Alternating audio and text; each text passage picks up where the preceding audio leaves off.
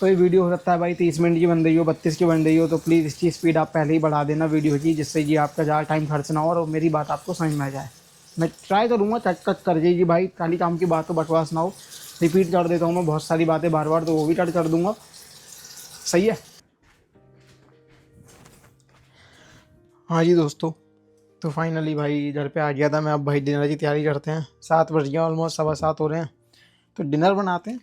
और मैं आपको एक बहुत इंपॉर्टेंट बारे में चर्चा करते हैं, जो कि है भाई कि लोग पूछते हैं कि किस कंट्री में आना चाहिए यूरोप में, अगर वो आ रहे हैं क्या देखना चाहिए आने से पहले, और क्या क्या रिक्वायरमेंट होनी चाहिए इस कंट्री में आप जाना चाह रहे हो। तो इस बारे में मैं आपको समझाना चाहता हूँ, मेरे व्यूज़ जो हैं कि भाई आप कैसे डिसाइड करोगे कौन सी कंट्री आपके लिए बेटर है या नहीं है। पूरे यूरोप में कहीं भी आप जा रहे हो, यार ये मेरा अपना ओपिनियन है सालों से रहते हुए, तो अगर ये शायद आपके काम आ सकता है। सही है नहीं है। फिलहाल मैं इसको कुकर में डालता हूँ। और मैं देख रहा था अभी यार ब्लैक वॉरेंट सीरीज़, जो जी बहुत ही बढ़िया सीरीज़ लगी भाई मुझे। लैपटॉप रखा है यहाँ पे, अभी दिखाता हूँ मैं आपको। तो ये रही भाई सीरीज़, मस्त सीरीज़, एक नंबर की भाई, मज़ा आ गया देखने में। लास्ट एपिसोड आने वाला है, ऑलमोस्ट 7वें एपिसोड पर हूँ मैं। फिलहाल तो इन करते हैं, मैं आपसे बात करते रहूँगा, ठीक है नहीं है। सही है, शुरू करते हैं। तो फिलहाल इसको पहले यार मैं कुकर में डालता हूँ एक बार धुल के। प्रोटीन बहुत ज़रूरी है यार, अगर आप तो भाई जैसे मैं डाइट बाइट फॉलो कर रहा हूँ भाई आजकल अपनी, तो मेरा वेट कम हुआ है थोड़ा, सही करते हैं वेट जो। चलो प्रोटीन आनी चाहिए भाई, तुम्हें पता होता है फिर तुम क्या बना रहे हो क्या नहीं बना रहे। और जो यूरोप में रहता है ना भाई, मुझे लगता है जो बाहर ही रह रहा है अकेला, मतलब फैमिली से थोड़ी दूर, उसके लिए बहुत ईजी है डाइटिंग करना, क्योंकि उसके पास ऑप्शन ही वही होता है। जैसे मैं वेजिटेरियन हूँ तो बाहर कुछ मिलता नहीं है, तो इससे बढ़िया कुकिंग कर लो। उसमें क्या एटलीस्ट आपका बजट सही रहता है और ईजिली आप अपनी डाइट पे कंट्रोल कर सकते हो। तो ये नहीं है, देखो जस्ट धुल के यार पहले मैं कुकर में डाल दूँ, उसके बाद करते हैं।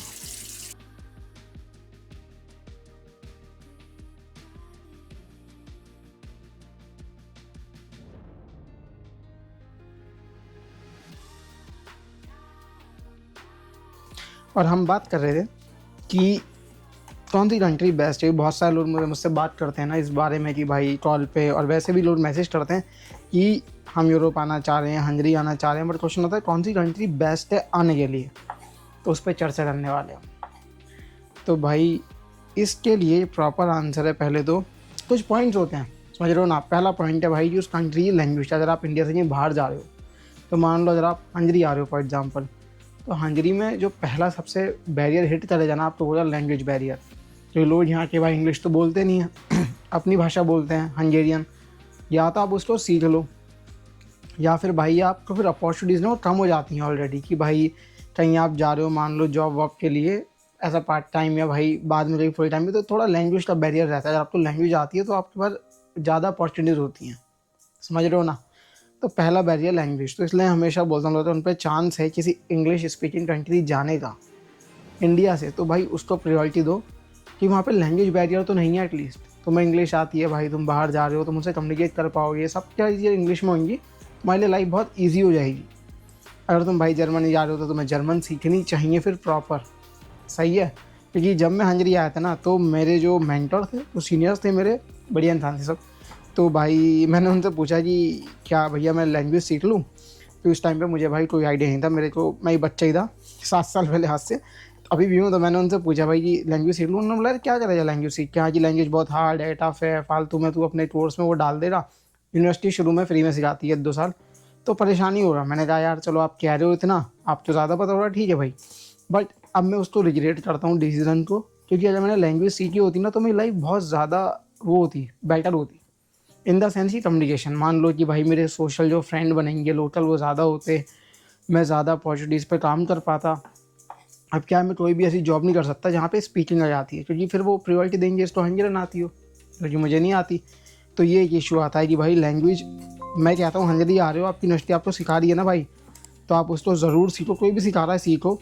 अब टाइम है आपके पास एक्स्ट्रा, मेरे पे अभी नहीं है, पर मैं बहुत जल्दी क्लासेस ज्वाइन करने वाला हूँ। तो लैंग्वेज के लिए मुझे थोड़ी बहुत आती है बेसिक ना, कि अगर मैं शॉपिंग करने जा रहा हूँ या भाई बाहर निकल रहा हूँ, ग्रीटिंग वगैरह नॉर्मल कर लेता हूँ, बट उस लेवल की नहीं आती जो ज़रूरी, मतलब लगता है ज़रूरी है लाइफ में।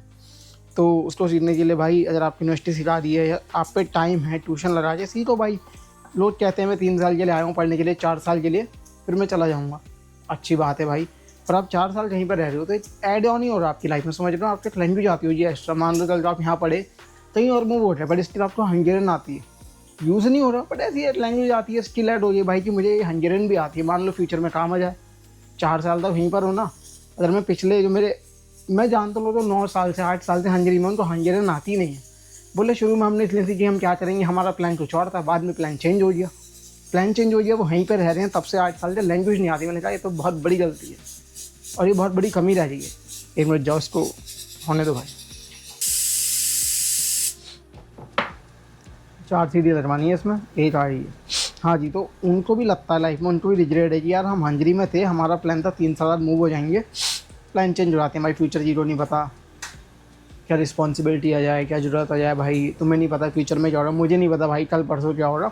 तो भाई जो तुम आज कर सकते हो वो क्या, तुम भाई लैंग्वेज सीख सकते हो।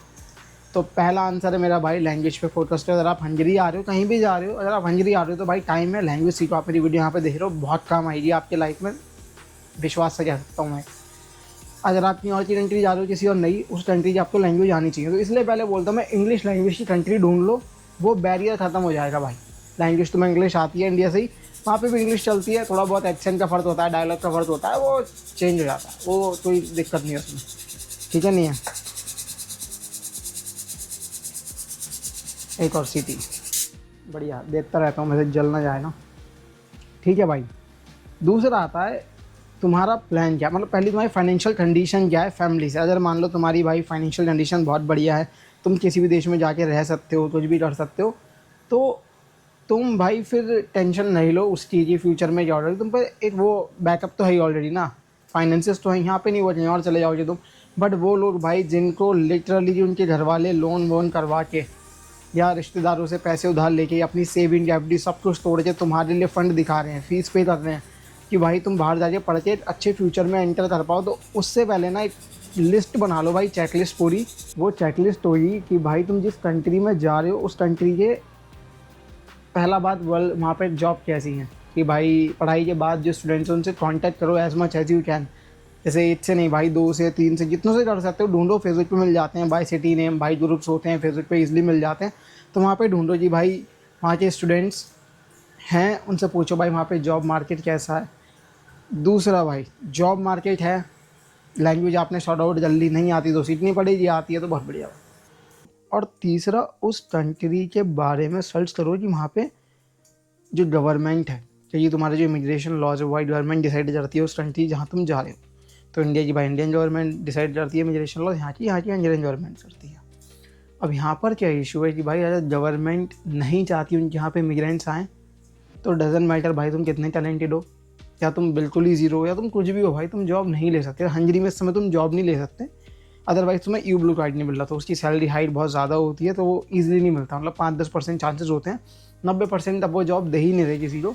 अगर यदि तुम्हें जॉब देता भी है लोकल, तो भाई तुम अप्लाई नहीं कर सकते, क्योंकि गवर्नमेंट उस पर वर्क परमिट इशू ही नहीं करेगी कि हम नहीं दे रहे वर्क परमिट इंडियन सिटीजन्स को, पूरे वर्ल्ड में किसी को भी, खाली जॉर्जियन, अर्मेनियन, फिलिपिनो इन 3 कंट्री के सिटीजन्स को मिल जाता है वर्क परमिट, और बाकी नॉर्मल किसी को नहीं दे रहे। तो कहते हैं भाई हम दे ही नहीं रहे। अब भाई तुम्हारा एम्प्लॉयर हायर करने वाला है, सब कुछ है, तो उसमें इशू क्या है कि तुम उस कंट्री के बारे में पूरा डिटेल पता होनी चाहिए कि हाँ भाई उस कंट्री में कि वहाँ की इमिग्रेशन लॉस पढ़ो भाई, खुद उनकी वेबसाइट है, जाके पढ़ सकते हो भाई, अच्छा इसको वर्क परमिट मिल जाता है, ये रिक्वायरमेंट होती है, इतना हार्ड है, इतना ईजी है, सब कुछ भाई पूरा डिटेल में टफ है। हर कंट्री के इमिग्रेशन लॉ थोड़े अलग होते हैं, मुझे भी बहुत सारी के नहीं पता है, तो इसलिए भाई मुझे हंगरी के बारे में पता है, तो मैं हंगरी के बारे में इसलिए बताता हूँ। बट अगर आप मुझसे पूछ रहे हो कि भाई ऑस्ट्रिया, जर्मनी, इधर उधर के, तो मुझे भाई नहीं पता, क्योंकि मेरा इंटरेस्ट नहीं है उसे पढ़ने में। बट अगर हाँ मुझे होता तो भाई मैं पहले वो सबसे पहले पढ़ता, लिस्ट बनाता, चेकलिस्ट की भाई कौन सी कंट्री के हिसाब से चल रही, क्योंकि मुझे अगर पता है कि मैं वहाँ पे जा रहा हूँ, अपने 3-4 साल लाइफ के इन्वेस्ट करूँगा, तो उसका रिटर्न क्या है। हंगरी में भी कुछ रिटर्न नहीं है, उस समय पता नहीं था, ये चेक करना होता। तो अब मुझे पता, और मैं आपको बता रहा हूँ कि भाई यार आप किसी कंट्री को बाहर जाने के लिए, इवन कि आप स्टूडेंट जा रहे हो, वर्क परमिट पे जा रहे हो, तो आगे से 5 साल बाद का आपके माइंड में पता होना चाहिए, 5 साल बाद मेरे पास ये होगा, तो आपको आज पता होना चाहिए। उसको कैसे पता करोगे भाई, आप उनके लॉज पढ़ोगे कि भाई इमिग्रेशन लॉज ऐसे हैं, वहाँ की गवर्नमेंट कैसी है, उनके बारे में भाई न्यूज़ आर्टिकल पढ़ो कि क्या उनके देश में चल रहा है, क्योंकि वहाँ पे ये रहने वाले हो। मान लो कुछ लोग आते हैं, हंगरी में आते हैं, वो बोलते हैं भाई मुझे PR लेनी है, मैं सीधे बोलता हूँ अब तो PR मिल ही नहीं रही है। बेसिकली बहुत अच्छे लोगों को भी PR अब नहीं मिल रही है, क्योंकि वो देना ही नहीं चाहते हैं, कि गवर्नमेंट नहीं चाहती हमारे यहाँ पे इमिग्रेंट्स आके सेटल हो, यहाँ पे रहें, तो वर्क परमिट भी नहीं दे रहे, जो ऑलरेडी यहाँ पर है उनको पीआर भी नहीं दे रहे। मेरे तो बहुत सारे दोस्तों ने अप्लाई की थी, सबका रिजेक्शन आ गया इजीली कि ये लो भाई नहीं मिल रही पीआर, जाओ। तो इसलिए जिसको मिल रही वो बहुत ही लकी है, कोई क्राइटेरिया नहीं है, ऐसा नहीं है क्राइटेरिया, उसको लोग फुलफिल भी कर देते हैं, ओवर क्वालिफाइड भी होते हैं, उनको भी नहीं देते, उनकी मर्जी है भाई इमिग्रेशन ऑफिसर की, देनी है दे देगा, नहीं देनी होगी नहीं देगा, वो अपने ढूंढ लेते हैं रीजंस। तो डिपेंड करता है भाई कि किस कंट्री में ईजिली पीआर मिल जाती है या नहीं मिलती। तो कुछ लोग, अगर आप भाई बाहर जा रहे हो फैमिली से, आपका प्लान है कि भाई मुझे वहाँ पे जाके पढ़ाई करनी है, जॉब ढूंढनी है, पीआर लेनी है और वहीं पर सेटल होना है फॉर द भाई बेटर लाइफ ऑफ कोर्स। क्योंकि भाई सबके अपने रीजंस होते हैं। अगर भाई इंडिया में किसी के पास 10 करोड़ की प्रॉपर्टी है, 20 करोड़ की, तो आप कह सकते हो भाई मैं तो इंडिया में रहूँगा, सब कुछ बढ़िया, कोई दिक्कत नहीं भाई आप पे है। किसी पे भाई बिल्कुल ही नहीं है, उसकी फैमिली भाई फाइनेंशियली स्ट्रगल कर ही जा रही है और उनकी फैमिली बंदे को बाहर भेजने के काबिल होती है, चलो हम एक तो बाहर भेज देंगे जो जाके काम करके फैमिली को वहाँ पे शिफ्ट कर ले जाए, एटलीस्ट उसका फ्यूचर तो बढ़िया होगा। तो उसमें क्या है कि भाई फिर तुम्हें उस हिसाब से सब कुछ चेक करना पड़ेगा कि क्या अपॉर्चुनिटीज़ मिल रही हैं, क्या नहीं मिल रही हैं, कैसे होगा। तो तुम्हें पता होना चाहिए बेसिकली, जो बेसिक पॉइंट है वो ये है कि भाई लैंग्वेज बैरियर ठीक है, दूसरा जॉब मार्केट कैसा है, लोग कैसे हैं, कि जॉब मिल रही है, लोगों को नहीं मिल रही है, उनसे बात करो। तीसरा भाई कि भाई इमिग्रेशन लॉ जैसा है, बहुत इंपॉर्टेंट है, ये पहले पे होना चाहिए प्रायोरिटी। इमिग्रेशन लॉ जैसा है भाई, मान लो जी देश का लॉ है कि भाई तुम जॉब भी है सब कुछ है, इमिग्रेशन लॉ हार्ड है भाई, नहीं मिलेगी जॉब तुम्हें जो दे भी रहा होगा वो नहीं दे सकता, क्योंकि गवर्नमेंट कहेगी हम नहीं दे रहे भाई तुम घर जाओ अपने यहाँ से। तो वो दे रहे हैं तो इसलिए आप फिर भाई जॉब आप ढूंढ सकते हो, फिर अलग बात है। तो इमिग्रेशन लॉ आपका मोस्ट इंपॉर्टेंट है, उसको डाल देना प्रायोरिटी में, पढ़ लेना, ठीक है। नहीं, दोनों तरह के लोग आते हैं, मेरी जितने एक्सपीरियंस है बात हुई है लोग से, दो तरह के लोग आते हैं, क्योंकि फाइनेंशियली सॉर्ट आउट होता है, प्रॉब्लम नहीं होते जाते हैं। देखो भाई संजीव भाई जॉब मिली तो मिली, नहीं मिली तो भाई कोई दिक्कत नहीं है, हमारी फैमिली देख रही। दूसरे लोग होते हैं भाई की जॉब नहीं मिली तो उसे अंधेरा दिखाई देता है कि फ्यूचर नहीं है, तो भाई उन दूसरे लोगों के लिए भाई ये मोस्ट इंपॉर्टेंट है इमिग्रेशन लॉ। तुम्हें पता होने चाहिए कि भाई क्या करोगे तुम 3 साल बाद, पीआर भी लोगे नहीं भी लोगे तो तुम्हें एटलीस्ट पता होना चाहिए, ठीक है मैं इस कंट्री में 4 साल के लिए हूँ, मैं 4 साल जॉब करूँगा, तो भाई उन 4 साल बाद तुम्हें टारगेट होना चाहिए मेरे अकाउंट में इतने पैसे होंगे फाइनेंशियली, जिससे कि भाई तुम अपनी लाइफ में एटलीस्ट कुछ नहीं है सेविंग करके तो जाओगे कि चलो उस पैसे का इस्तेमाल करके मैं आगे की लाइफ को प्लान कर सकता हूँ, मेरा बेस तैयार हो गया है। जो गलती मैंने भी की, जब मैं स्टूडेंट था मैंने भाई पार्ट टाइम जॉब की, इधर उधर घूमा, क्योंकि भाई मुझे कोई गाइडेंस नहीं थी किसी की, ना मेरा जो मेंटोर था, ना मैंने किसी गाइडेंस ली। बेसिकली सीधी सी बात है, हम सोचते हैं हमें लोग सब कुछ पता है, तो इसलिए मैं आपको बता रहा हूँ कि भाई आप जॉब करो अगर, तो भाई ऐसा ना हो आप पे चेक टू पे चेक जी रहे हो, आपके पास एक सेविंग होनी चाहिए। सेविंग के अंदर सेंस बजट होना चाहिए, मान लो कि भाई चीज़ का बजट है 3000 यूरो होने चाहिए भाई आपके अकाउंट में। फिर वो जो आपको बताया 2 महीने 3 महीने जॉब चली गई तो मैं कैसे जीऊँगा, इमरजेंसी फंड आपको बना के रखना होगा लाइफ के लिए, प्लान करके थोड़ा सा आपको भाई अंडरस्टैंडिंग में जीना होगा उसमें, रियलिटी में। इंस्टाग्राम की लाइफ बहुत फेक है, मैं लोगों को जानता हूँ जिनकी इंस्टाग्राम पर्सनली जानता हूँ, बहुत लोगों से मिला हूँ, पहले बता रहा हूँ, व्हाट्सएप इंस्टाग्राम उनकी स्टोरी देख लूँ ना मैं, तो मैं ही धोखा खा जाऊँ कि भाई उनकी लाइफ तो बम चल रही है, कि उनकी लाइफ में सब कुछ बढ़िया चल रहा है, ट्रैवल कर रहे हैं, घूम रहे हैं, अरे यहाँ पे आज ये हो रहा है वो हो रहा है, मज़े ले रहे हैं लाइफ के, खाना बनाते रहते हैं भाई, टाइम भी जा रहा है। एक मिनट रुको। हाँ जी दोस्तों, तो स्कॉलरशिप थी ना वो भाई आई थी और नहीं मिली इस बार भी लोगों को, भाई मुझे लग रहा था मिल जाएगी कैसे ना कैसे, कुछ ना कुछ कर दिया, पर किसी को भी नहीं मिली वो। तो उसमें बहुत सारे लोग थे भाई जिनका मेरे पे मैसेज आया कि संजीव भाई स्कॉलरशिप नहीं मिली, कुछ का आया कि यार सीरियसली भाई लोग मेरी तरह मिडिल क्लास फैमिली से आते हैं, तो उनका था कि यार भैया अपॉर्चुनिटी मिस हो गई। तो उनको बोलना चाहूँगा यार देखो तुम ढूंढते रहो, क्योंकि यूरोप में बहुत सारी यूनिवर्सिटी होती है, उनकी पर्सनल स्कॉलरशिप होती है, कंट्रीज़ की अपनी स्कॉलरशिप होती है, कुछ रीजनल स्कॉलरशिप होती हैं जैसे इटली में होती हैं। तो भाई ऐसे बहुत सारी स्कॉलरशिप की अपॉर्चुनिटीज़ होती हैं, पर तुम्हें डीप सर्च करना पड़ेगा, ऐसा नहीं है कि तुम्हें भी बता देगा आके। कुछ बहुत ही ज़्यादा हार्ड होती है गेन करनी, कुछ बहुत ज़्यादा ईजी होती है, कुछ मीडियम होती है, ठीक है नहीं है, वो तुम्हारे ऊपर है, तुम भाई कितना उसमें अपना दोगे, 100% तुम अपना दोगे ना तो भाई रिटर्न ज़रूर आएगा, समझ रहे हो। मान लो तुमने भाई सर्च की, उनकी रिक्वायरमेंट में तुम खरे उतरे, सब कुछ तुमने डाल दिया, नहीं हुआ सिलेक्शन, मतलब भाई किस्मत में नहीं थी, यही कह सकते हैं। तुमने दिया ही 90% उसमें और तुम रिजल्ट का वेट कर रहे हो कि भाई वो तो आना ही चाहिए, तो वो गलत बात है। तो जिनको नहीं मिली यार, मैं आपके साथ हूँ, बहुत दुखी हूँ। अगर आपको भाई आप वीडियो देख रहे हो और आपको लगता है कि स्कॉलरशिप आपको नहीं मिल पा रही है तो मुझे बता देना, मैं फिर एक अपना सर्च वर्च करके जितनी मुझे पता होंगी एटलीस्ट मैं वो मेंशन कर दूंगा इस वीडियो में, जिससे आपको पता चल जाए, ठीक है। बट कुछ लोग थे जिनका लिटरली फ़ोन आया, मतलब जितने लोग थे मुझे उस टाइम मैसेज कर देते और मैं 24 घंटे में रिप्लाई कर देता हूँ। मेरी पॉलिसी बना रही है मैंने अपनी, अपना हमने टाइम वाइम देख के बहुत ज़्यादा बिजी होता हूँ तो 24 घंटे के बाद हो पाता है, वरना मोस्टली 95% 24 घंटे आपने मैसेज करा वो 24 घंटे में रिप्लाई चला जाएगा आपको, ठीक है।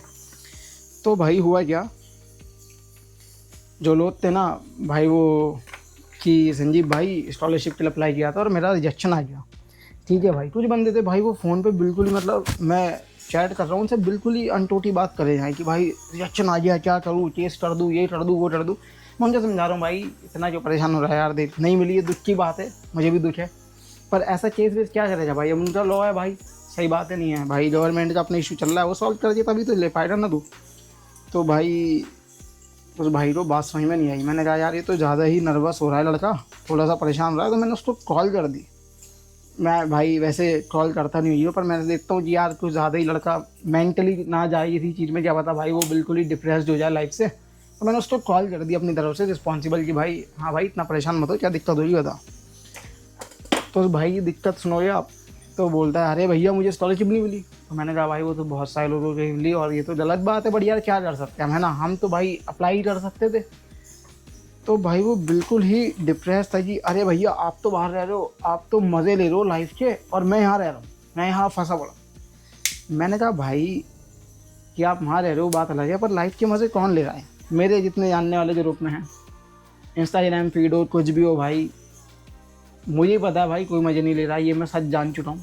तो मैं लोगों को बताता हूँ भाई कोई मज़े नहीं ले रहा है, बट लोगों को होता है कि भाई बाहर तो लोग मज़े ले रहे हैं अपने लाइफ के और मैं यहाँ पे पड़ा हूँ। मुझको बोला भाई ऐसा नहीं है यार, सब भाई मैं भी अपनी शॉर्ट देखोगे भाई, सुबह जिम जाके जॉब पे जाके, मतलब लाइफ का सर्कल चल रहा है। हाँ मेरे पे जॉब है एटलीस्ट, पर लाइफ का सर्कल तो वही चल रहा है कि भाई मैं सेम चीज़ रोज़ कर रहा हूँ 365 दिन, ठीक है। तो मैं भी भाई बोर हो जाता हूँ मेंटली, मुझे भी इशू आ जाते हैं, मैं वीडियो नहीं बनाता कि भाई चलो मैं अपनी पहले अपनी हेल्थ पे ध्यान देता हूँ, उसके बाद वीडियो पे देख लेंगे। और ऐसे बहुत सारे लोग हैं जो इनके साथ होता रहता है भाई, तो मुझे पता है मेरे दोस्त है भाई, कभी कभी उनके साथ मेंटली इशू हो जाता है, इन द सेंस कि भाई वो भी थोड़े डिप्रेस हो जाते हैं लाइफ से कि भाई क्या चल रहा है, सुबह उठ के जॉब जाते हैं, शाम को घर जाते हैं, क्या करें फिर लाइफ में। तो मैं उनके साथ, तो हम सब आपस में ग्रुप में बात करते रहते हैं, मिलते रहते हैं, ज़्यादा मिलते हैं, बाहर स्पोर्ट्स के लिए चले जाते हैं, कुछ भी होता है इन्वॉल्व रहते हैं थोड़ा सा इंगेजिंग की, चलो यार कुछ तो हो ही रहा है। तो भाई वो लड़का इतना डिप्रेस, मैंने उससे बोला कि भाई क्या तेरी फैमिली मतलब भाई इशू है, क्या दिक्कत है फैमिली में, ऐसे नहीं है घर वालों का, मतलब कि भाई फाइनेंशियली प्रॉब्लम है बाहर आने में।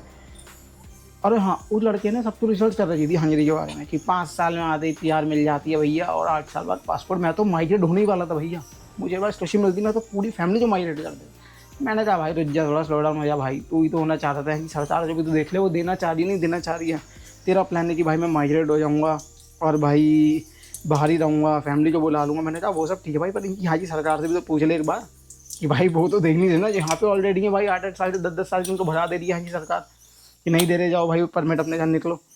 तो भाई वो इतने ज़्यादा परेशान, मैंने उससे भाई बोला कि घर में कोई दिक्कत है भाई फाइनेंशियली, मतलब तुझे लगता है कि भाई लाइफ तेरी बिल्कुल बेकार है। भाई उसने सीधे बोला कि भाई मेरे घर में मेरी पेरेंट्स, मतलब मेरी मम्मी और पापा दोनों गवर्नमेंट एम्प्लॉय हैं, मैं एक लड़का हूँ। उसने क्लियरली बात की भैया मेरे पे इतनी ज़्यादा ज़मीन है, कोई दिक्कत नहीं है लाइफ में, पैसों की कमी नहीं है। तो मैंने कहा जब इतना भाई सब कुछ है तेरे पास, ठीक है नहीं है भाई कि भाई पेरेंट्स पे भाई एक बेटर जॉब है भाई, तेरे पे ज़मीन है, सब कुछ है, कोई दिक्कत ही नहीं है, तो भाई उस पर एडमिशन ले ले भाई, पैसे खर्च करके एडमिशन ले ले भाई। तुझे भी अगर भाई कोई होता मान लो, कोई लोग होते हैं कि भाई संजीव भाई मुझ पर पैसे कॉल करने के पैसे नहीं है, 900 रुपये बुक करने के आपके साथ, पर मुझे आपकी हेल्प चाहिए भाई, मैं कॉल में ला देता हूँ अपने से, ठीक है भाई मैं इस टाइम फ्री होऊंगा और मैं कॉल कर दूंगा, ये ले भाई, इससे तेरी मदद हो पाए।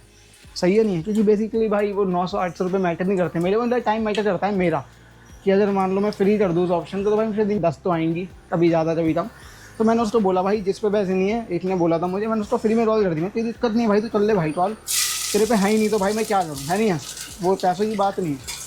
तो मैंने उसको समझाया, उस समय ठीक बात हुई, कोई इशू नहीं हुआ। फिर भाई उस भाई से मैंने बात की, वो इतना डिप्रेस था, अरे भैया आपको मैं क्या बताऊँ, आप तो बाहर, उसका यही था कि मैं मज़े ले रहा हूँ, उसकी इंटेंशन यही थी।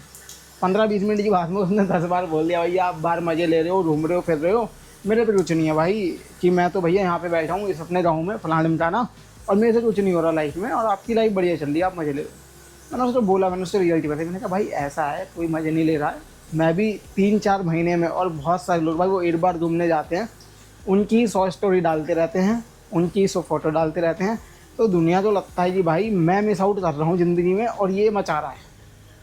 Genuine point. तो भाई कोई नहीं मचा रहा है। यहाँ पे लोग मैंने देखे हैं शुरू में आते हैं 6 महीने 1 साल जोश रहता है, तो उनका ठंडा होने लग जाता है कि भाई ये क्या चल रहा है भैया लाइफ में, स्टूडेंट हो के भी और ये हो के भी ये कुछ हो ही नहीं रहा है, सेम चीज़ हो रही है, क्लास जा रहे हैं घर आ रहे हैं, क्लास जा रहे हैं या जॉब पे जा रहे हैं भाई घर आ रहे हैं, तो कोई नहीं मचा रहा है। ये है भाई रियलिटी। तो भाई अगर आप इस चीज़ में आ रहे हो ना बाहर, कि बाहर जाते ही भाई मेरी लाइफ तो 100% बढ़िया हो जाएगी, यहाँ पे बहुत दिक्कत है इंडिया में या भाई जहाँ पे मैं रह रहा हूँ वहाँ पे तो दिक्कत है भाई, कि ऐसा नहीं है। समझ लो ना, लाइफ में आप जब भी जैसे आप बच्चे थे तो आपके लिए दिक्कत की थी स्कूल का होमवर्क नहीं हो पा रहा है, कि स्कूल में भाई मैथ के क्वेश्चन सॉल्व नहीं हो पा रहे या मैं होमवर्क नहीं कर पा रहा है, कुछ भी भाई ना छोटा मोटा प्रॉब्लम तब भी थी। थोड़े बड़े हुए प्रॉब्लम बड़ी हो रही है कि भाई बोर्ड्स के एग्ज़ाम आ रहे हैं, ये करना है। थोड़े और बड़े प्रॉब्लम कुछ और हो रही है कि भाई मुझे ये एग्ज़ाम निकालना है, गवर्नमेंट जॉब की तैयारी करनी है। प्रॉब्लम हमेशा ही रही, वो लाइफ में रहेगी। आप यहाँ पे आओगे तो प्रॉब्लम का सेट नया होगा, नई तरीके की प्रॉब्लम होगी, पर प्रॉब्लम तो भाई तब भी होगी। सही है नहीं है बेसिक पॉइंट।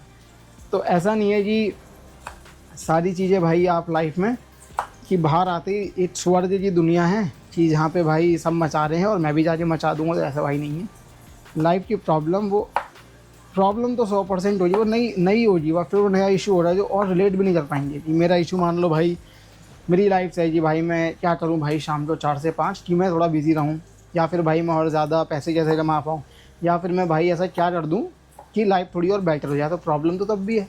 लोग मुझसे पूछते हैं भैया मैं कहाँ हूँ कि भाई सब कुछ बढ़िया हो। मैं कहता हूँ भाई ऐसी कोई जगह नहीं है। ऐसी जगह लोग मरने के बाद की बात करते हैं कि भाई अगर बढ़िया आराम चलोगे तो मिलेगी, वहाँ भी गारंटी नहीं है कि इन्हें आगे बताई तो है नहीं। आजकल तो चलो यूट्यूब है भाई, लोग यहाँ से बता देते हैं कि भाई ऐसा ऐसा हो रहा है यहाँ पे, वहाँ पे कोई नहीं है बताने के लिए। तो भाई ऐसी प्रॉमिसिंग जगह कोई नहीं है। सही है नहीं है कि भाई वहाँ पे जाके जो चला जाऊँगा एक बार तो लाइफ बढ़िया हो जाएगी। फॉर एग्जांपल ये वीडियो बड़ी हो सकती है, जो फर्क नहीं पड़ता, वैसे वीडियो डाल ही नहीं रहा मैं चैनल पे, कोई देख रहा होगा तो अच्छी बात है। सब्सक्राइब कर देना भाई, पहली बार आए हो तो वीडियो में आपका ओपिनियन शेयर कर देना, कमेंट कर देना, जो भी आपका इशू हो भाई देखते हैं।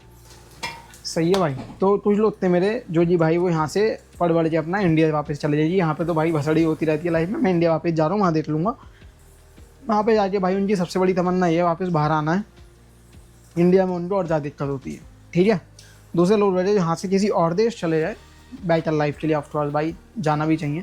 उनको पैसे में ज़्यादा हाइक मिल जाएगी, चलो भाई यहाँ पे उनको 500 यूरो सेविंग हो रही थी, वहाँ पे उनकी 1500 हो रही है, ट्रिपल भाई हाइक मिल गई। ये तो लाइफ में ना फोमो रहता है लोगों के साथ, सबके साथ मोस्टली भाई कि मैं तो यहाँ पे भाई लाइफ में स्ट्रगल कर रहा हूँ, मेहनत कर रहा हूँ, ये प्रॉब्लम्स है, वो बाहर भाई मचा रहा है भाई। पर ये बात मैं आपसे आज कहना चाहता हूँ भाई, कोई नहीं मचा रहा है। जो मचा रहा है वो बोल रहा है ना भाड़ भाड़ के कि मैं मचा रहा हूँ भाई, मैं लाइफ में ले रहा हूँ मज़े, अकेले में भाई वो भी नहीं ले रहा मज़े, वो दिखा रहा है। सही है नहीं है। तो हमें भाई इंस्टाग्राम से बाहर आना है। पहली बात कि हमें इंस्टाग्राम की स्टोरियों में इन्वॉल्व नहीं होना है लोगों की, कि भाई वो भसड़ डाल रहे हैं और हम देख रहे हैं और हम सोच रहे हैं भाई ये तो लाइफ में मचा रहा है, बढ़िया जगह घूम रहा है, बढ़िया खा पी रहा है, और हम भाई यहाँ स्ट्रगल कर रहे हैं। भाई मैं आपको बताना नहीं चाहता किसी और की लाइफ भाई, पर रियलिटी भाई यही है, कोई नहीं मचा रहा है। जितने भी लोग हैं पर्सनली उनकी स्टोरी देखता हूँ, उनको देखता हूँ ना भाई, तो आप खुद ही जाओगे कि भाई ये तो झूठ है, परे है सब कुछ। तो इसलिए मैं भी स्टोरी डालता नहीं हूँ इंस्टा पे, जो लाइफ में रियल होता है वो डाल देता हूँ, इसलिए इंटरेस्टिंग ही नहीं होता है, क्योंकि वही रियलिटी है भाई। अगर मैं डालने लगूँ उल्टी सीधी हरकतें कि भाई ये हो रहा है, मैं इसमें घूम रहा हूँ, आज ये कर दिया वो कर दिया, तो भाई वो सब झूठ है, वो मुझे ही पता है। तो उससे ही बेनिफिट नहीं है। क्यों 4 दिन मुझसे भाई जली जाएंगे कि भाई ये मज़े ले रहा है, और 4 भाई परेशान हो जाएंगे डिप्रेस्ड कि भाई ऑल डिप्रेस्ड कि भाई हमारी लाइफ में कुछ हो नहीं रहा और ये तो भाई मज़े ले रहा है। तो मैं खुल के बता रहा हूँ भाई, कोई मज़े नहीं ले रहा है। मैं खुद मेहनत कर रहा हूँ, सुबह उठ के जॉब पे जाता हूँ, जिम जाता हूँ, अपनी चीज़ें करता हूँ लाइफ की, कोचिंग कर रहा हूँ जैसे कि अभी भाई संडे को। Thank you so much for watching this blog. बहुत दिन बाद आ रहा है भाई, तो होपफुली अगर आप 10-15 लोग भी देख रहे हो तो थैंक यू सो मच। और अगर आप मेरे वीडियोस भाई देखते रहते हो, मुझे जो ओपिनियन देना चाहते हो जिससे कि मैं बढ़िया वीडियो बनाना चाहूँ तो बना पाऊँ, या जो आप देखना चाहते हो या आपको कुछ भी और चेंजेस करें भाई, आप प्लीज़ कमेंट कर सकते हो, कोई इशू नहीं है, कोई माइंड नहीं कर रहा है। पर गाली मत देना यार, थोड़ा बुरा लगता है। और इसके अलावा आप चैनल को सब्सक्राइब कर सकते हो, ऑलरेडी कर रखा है, और अनसब्सक्राइब नहीं किया तो थैंक यू सो मच। पर अगर आपको मुझसे 1 to 1 बात करनी है हंगरी के बारे में, बाहर की लाइफ के बारे में, या कुछ भी, आप मेरे साथ एक कॉल बुक कर सकते हो। 909 रुपये 10 रुपये जाते हैं उस कॉल के। 900 मैंने डाला है, 10-15 वो उस वेबसाइट का कमीशन होता है, मुझसे भी कट करते हैं वो। तो आप वो कॉल बुक कर सकते हो मेरे साथ मुझसे बात करने के लिए। अगर मुझे आपको अगर आपको खाली 1-2 सवाल पूछने हैं तो आप मुझे मेरे इंस्टाग्राम पे फॉलो कर सकते हो, जहाँ पे मैं रिप्लाई कर देता हूँ विदिन 24 आवर्स 95%। 5% ज़्यादा बिजी हूँ लाइफ में, तो भाई या उल्टी सीधी बात नहीं कर रहे ना आप मुझसे, मैटर करता है। मान लो भाई आप उल्टी सीधी बात कर रहे हो तो मैं क्यों इन्वॉल्व लूँगा उस कन्वर्सेशन में, है नहीं। मैं कहता हूँ भाई बाहर में जाओ तुम, पर आपके जेन्युइन क्वेश्चन है, लगता है आपको भाई, तो प्लीज़ आप मुझे मैसेज कर सकते हो, वहाँ पे मैं रिप्लाई कर दूँगा, कोई इशू नहीं है, ठीक है। अब मैं आपको खाना दिखाता हूँ बाद में, पर अभी कैमरा बंद कर देते हैं।